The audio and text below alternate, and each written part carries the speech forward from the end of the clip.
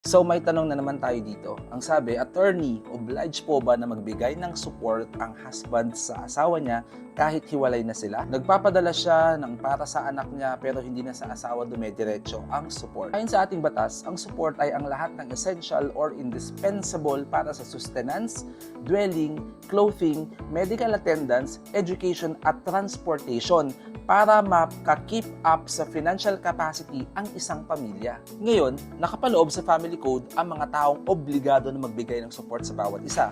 At isa na dito ay ang spouses o ang mag-asawa.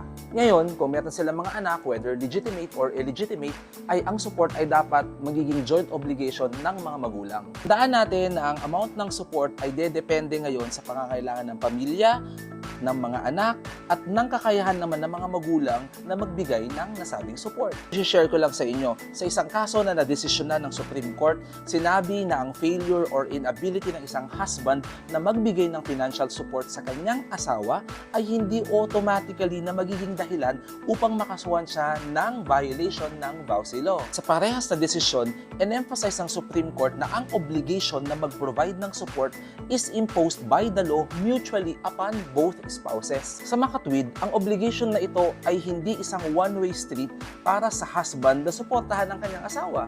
Dahil in principle, meron ding obligasyon si wife na suportahan ang kanyang husband. Hindi pwedeng i-presume ng batas na ang mga babae ay mahihina at mga disadvantaged victims na hindi nila kayang suportahan ang kanilang mga sarili. At tandaan natin na sa kaso ng isa nating follower ay hiwalay na sila ng kanyang asawa. Kung legal na silang hiwalay ay wala na siyang obligasyon dahil technically hindi na sila mag-asawa. Kung hiwalay naman sila na usapan lang nila ay may obligasyon pa rin naman sila na suportahan ang bawat isa dahil sila ay mag-asawa pa rin naman. Kaya sa isang follower natin na nagtatanong, parehas kayo may obligasyon sa bawat isa at hindi lamang ikaw ang may obligasyon na suportahan ng iyong asawa.